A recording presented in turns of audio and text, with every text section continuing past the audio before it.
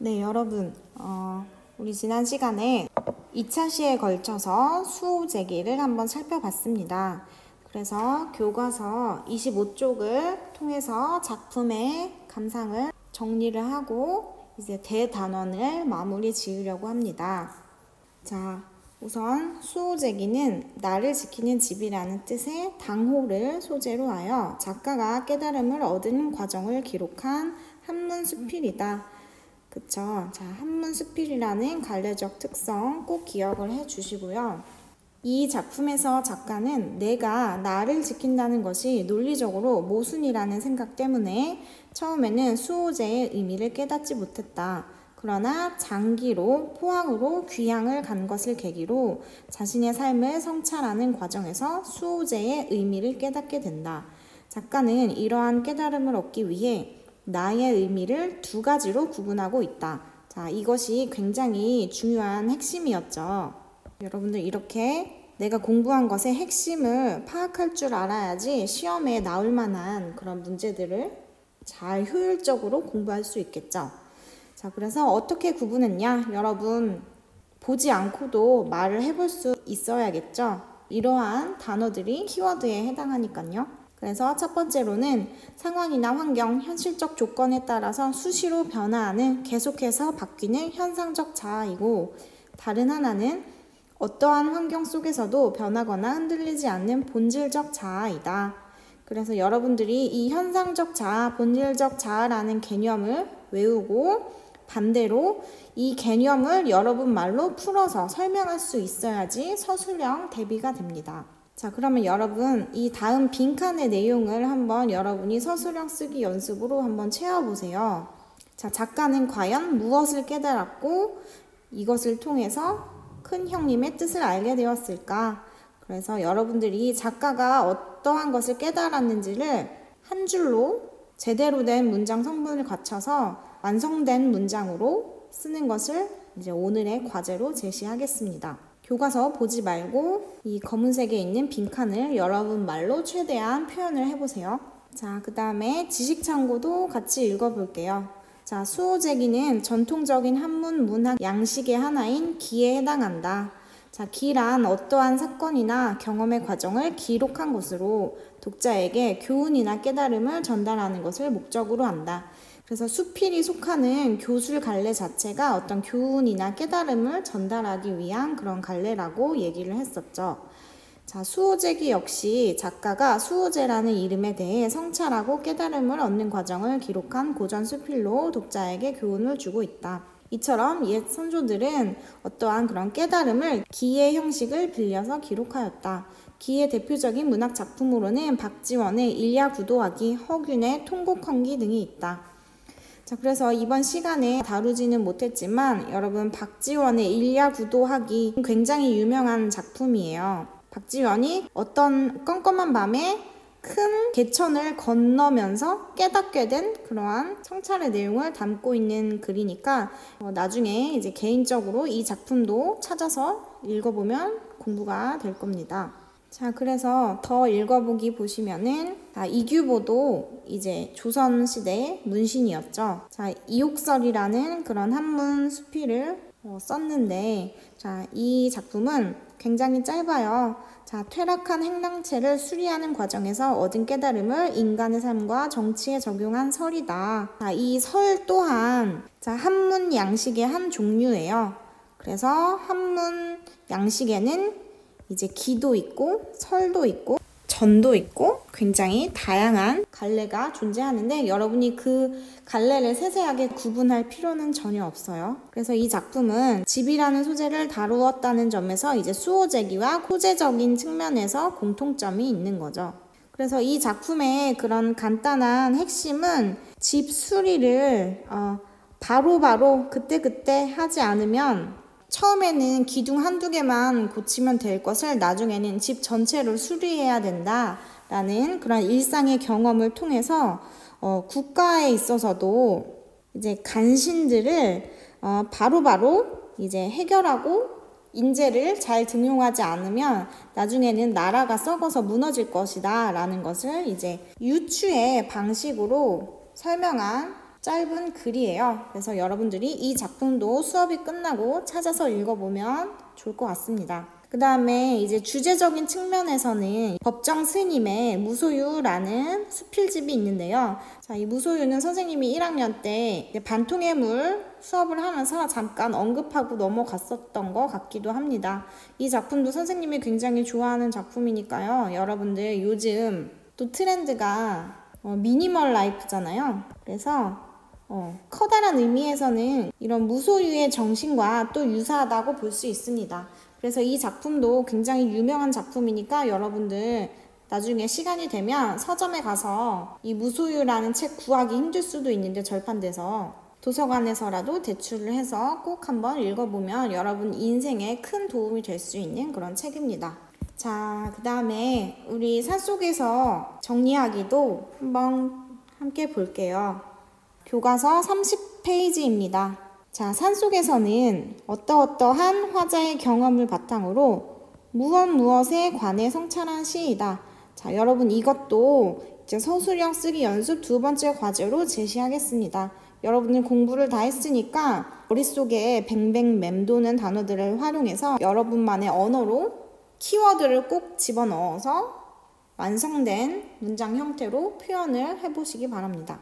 자, 그래서 이 작품에서 불빛은 산속에서 길을 잃은 사람에게 따뜻함과 안도감을 주는 존재, 칠흑 같은 어둠 속에서 우리가 의지하며 도움을 받을 수 있는 존재, 큰 힘으로 어깨를 감싸주는 포용력 있는 존재로 그려져 있다. 그래서 여러분들이 이런 글을 읽을 때도 키워드를, 핵심 단어를 이제 캐치를 해야 되는데, 의지가 되는 존재이다. 그 다음에 포용력 있는 존재이다. 이러한 단어들을 사용해서 서술형에 작성을 해야지 이제 정확한 정답으로 인정받을 수가 있어요. 자, 특히 이 작품의 사연에서 불빛의 진정한 의미를 발견할 수 있는데 그것은 불빛이 나그네를 쉬게 하는 것이 아니라 계속해서 걸어갈 수 있게 해준다는 점에서 이제 진정한 의미를 깨닫게 하는 것이죠. 그래서 쉬게 한다는 것은 잠깐 일시적으로 나그네를 편안하게 할 뿐이고 나그네를 계속 걸어갈 수 있게 해준다는 것은 이제 나그네가 지속해서 움직일 수 있는 그런 희망과 원동력을 심어준다는 것이다. 여기에서의 키워드는 희망이라고 할 수가 있겠죠. 그래서 화자는 나그네가 이러한 불빛을 긍정적인 존재로 인식하며 시리에 빠진 누군가가 포기하지 않고 계속 길을 걸어갈 수 있도록 해주는 불빛 같은 존재가 되기를 소망하고 있는 것이다. 그래서 살면서 여러분들이 내가 다른 사람에게 불빛과 같은 존재가 되어준다면 여러분들 인생은 가는 내내 굉장히 따뜻하고 든든할 거라고 이제 얘기를 했던 것 같습니다. 자, 그 다음에 지식창고 읽어보면 자, 문학의 당의정설이라는 것이 있는데요.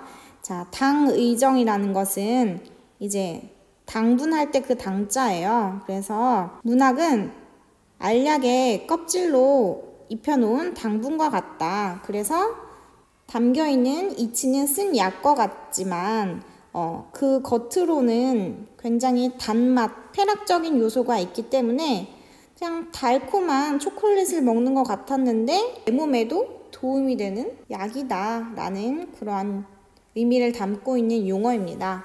자, 이거는 여러분이 그냥 상식선에서 한번 읽어두고 넘어가면 될 것 같습니다. 자, 우리가 여러 시간에 걸쳐서 대단원 1단원을 드디어 끝마쳤어요. 그리고 생각보다 이 온라인 계약이 길어지면서 진도를 조금씩 여러분들 부담을 느끼지 않게 하려고 굉장히 조금씩 나가고 있음에도 불구하고 어느덧 1단원을 다 살펴보았네요. 자, 그래서 마지막으로 한 번만 더 정리를 해보도록 하겠습니다. 자, 문학의 미적인 기능은 아름다움을 느끼게 해준다는 점이고요. 자, 인식적 기능은 새로운 사실들을 발견하는 것.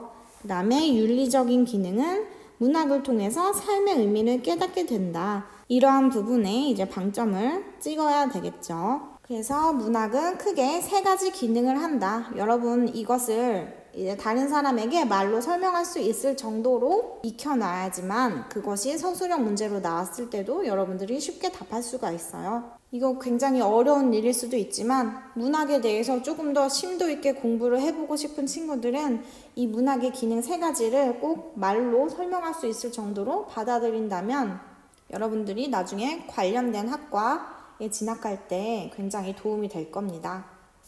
어떻게 보면 굉장히 추상적인 개념이라서 기억에 잘 안 남을 수도 있지만 이번 시간을 통해서 이 3가지를 꼭 기억을 했으면 좋겠어요.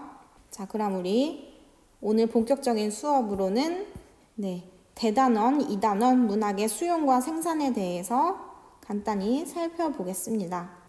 자, 이 대단원, 2단원 보시면 제목이 문학의 수용과 생산이죠. 그래서 수용이라는 것은 이 작품을 받아들이는 거, 내가 작품을 읽고 감상을 하는 것을 말하고요.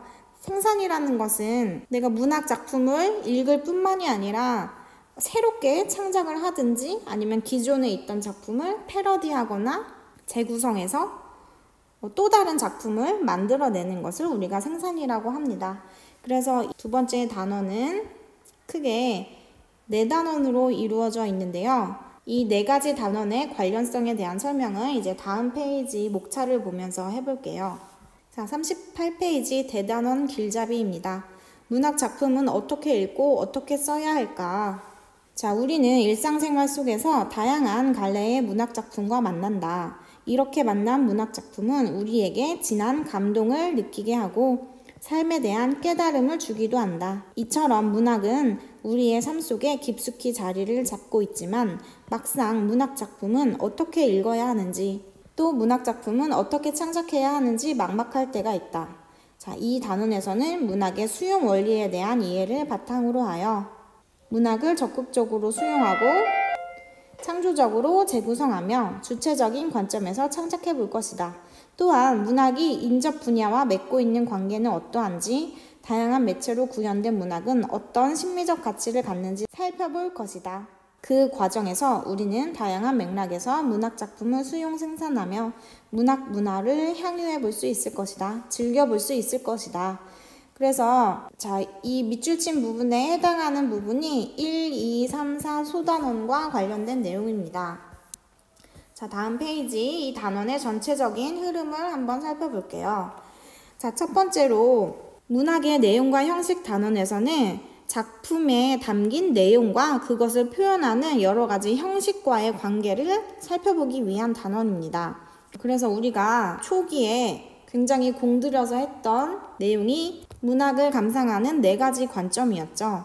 그 중에서 구조론적, 절대론적 관점에서 작품을 보자라는 내용이고요. 2번째는 문학 작품의 수용과 소통으로 다양하게 감상하고 소통하는 그런 맥락이 존재한다라는 점입니다. 그래서 작품을 내재적인 관점에서만 보는 것이 아니라 문학이 소통되는 그런 다양한 맥락을 다 고려해 보겠다는 것으로 작가를 통해서 살펴보는 것은 이제 표현론적 관점에 해당하겠고요. 사회문화적 배경은 반영론적 관점, 그 다음에 작품을 내가 독자의 입장에서 공감적, 비판적, 창의적으로 수용하는 것은 이제 효용론적 관점에 해당하겠습니다. 자, 그래서 이렇게 소단원, 1, 2단원은 문학의 수용과 관련된 내용이고요. 자, 3단원에서는 기존의 문학 작품을 재구성해서 패러디를 하거나 아니면 갈래를 변용시켜서 표현된 작품을 이제 살펴보게 될 거고요. 4단원에서는 문학의 인접 분야와 매체를 다루면서 문학과 관련 있는 다른 예술의 매체, 그림과 관련되어 있을 수도 있고 드라마, 각본과 관련되어 있을 수도 있는 거죠. 그래서 우리가 문학을 정말 깊이 있게 수용을 하다 보면은 내가 어느새 이 생산까지 나아갈 수 있는 그런 고급 독자의 위치로 올라서게 됩니다. 그래서 요즘에 여러분 혹시 브런치라는 어플 알고 있나요? 자, 이 브런치라는 어플에서는 일반인도 누구나가 자신의 글을 발행해서 작가로 등단을 할 수 있게 조금 대중적인 그런 글쓰기 플랫폼이라고 할 수 있는데요.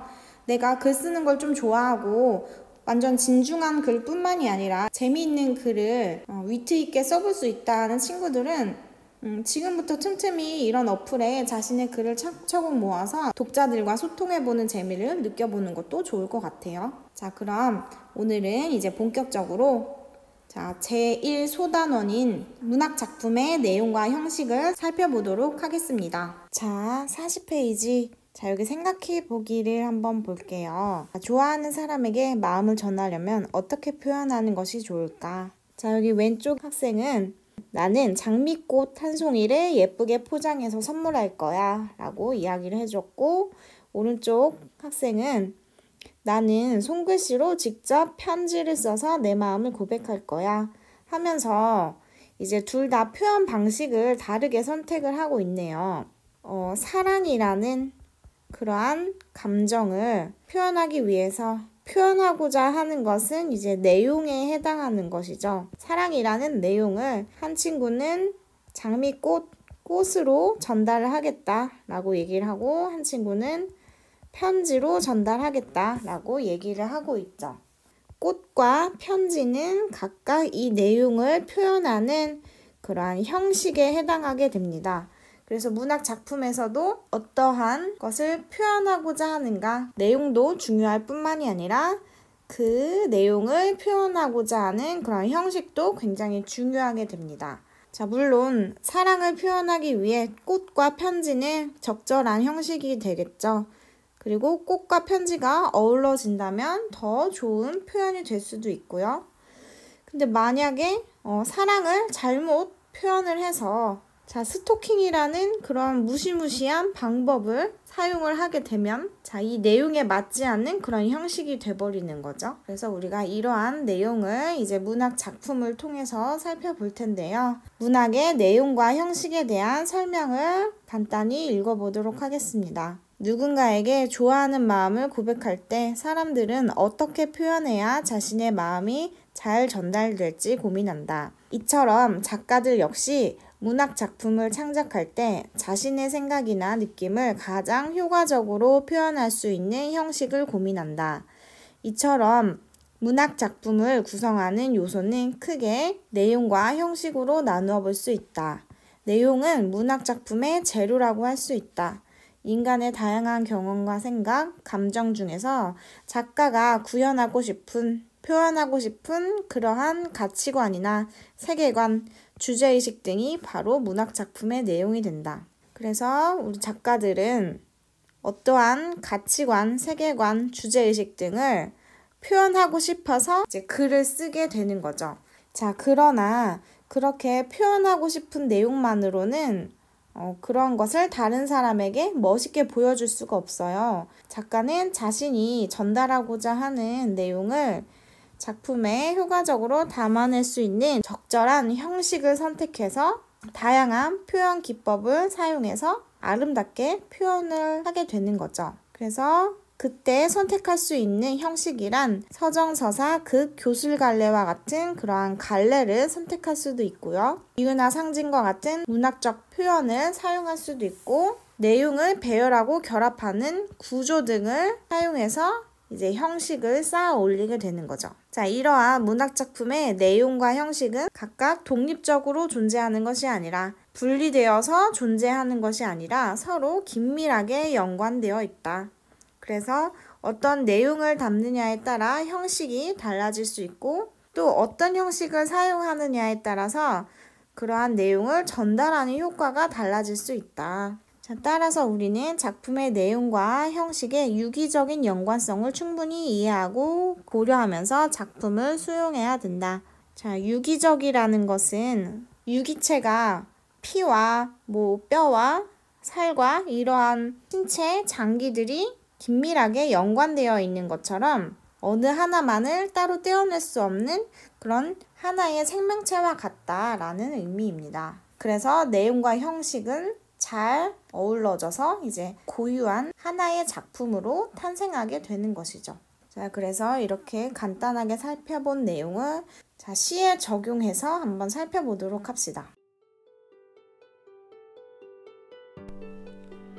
가는 길 김소월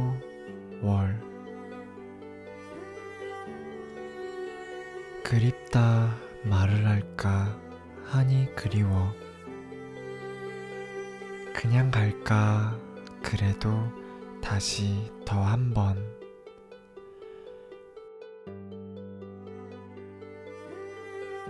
저 산에도 까마귀, 들에 까마귀. 서산에는 해진다고 지적입니다.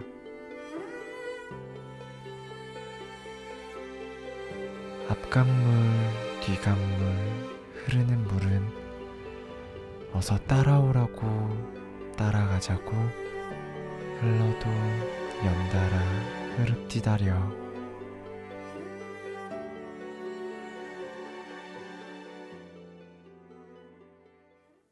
네, 여러분, 날샘문학 전문 성우분이죠. 우리 대화행 이기 낮잠님께서 이번에도 낭송을 해주셨습니다. 문학이 아름답다라는 것을 굉장히 잘 보여주시는 그런 목소리가 정말 너무 좋으신 분이죠. 감사하다는 말씀을 드리겠습니다.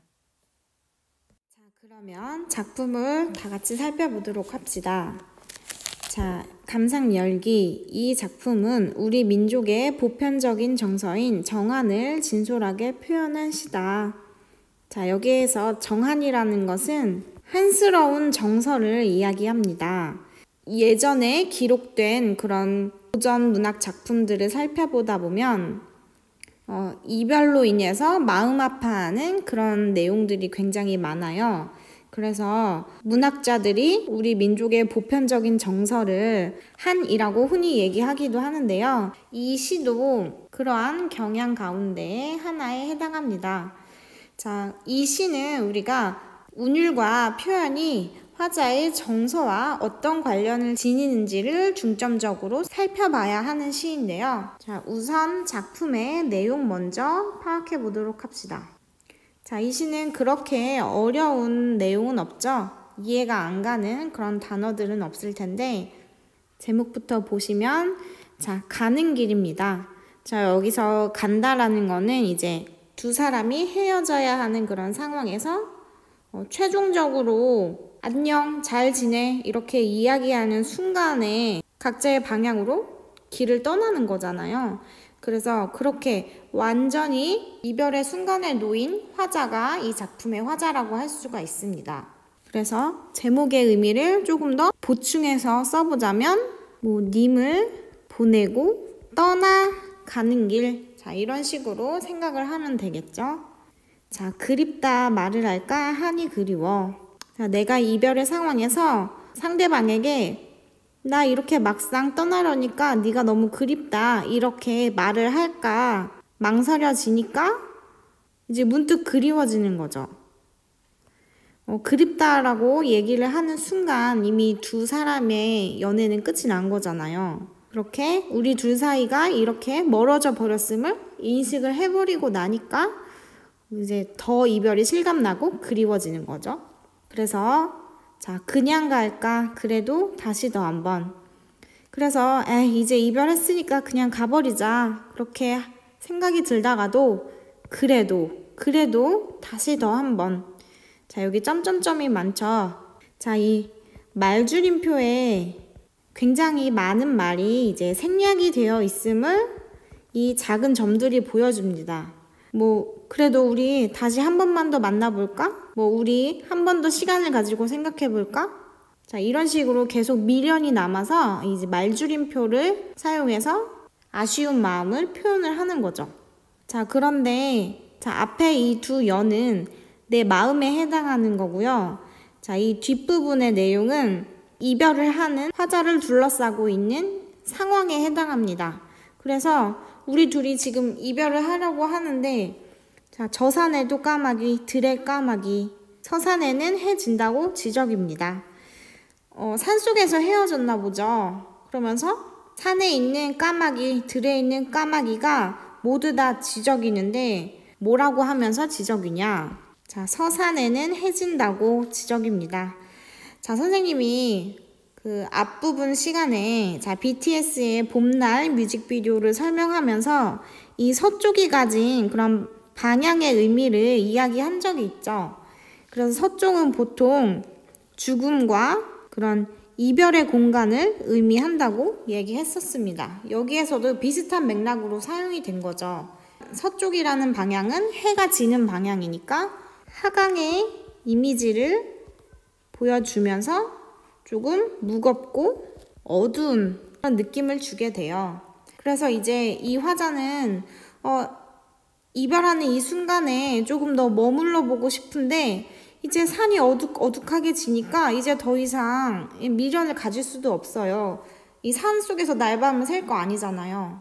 그러니까 지금 이 화자는 미련을 가지고 싶으나 이렇게 해가 지고 있는 상황, 까마귀들이 계속 해가 진다고 지저귀고 있는 그런 상황에 쫓겨서 결국에는 이별을 받아들여야만 하는 거죠.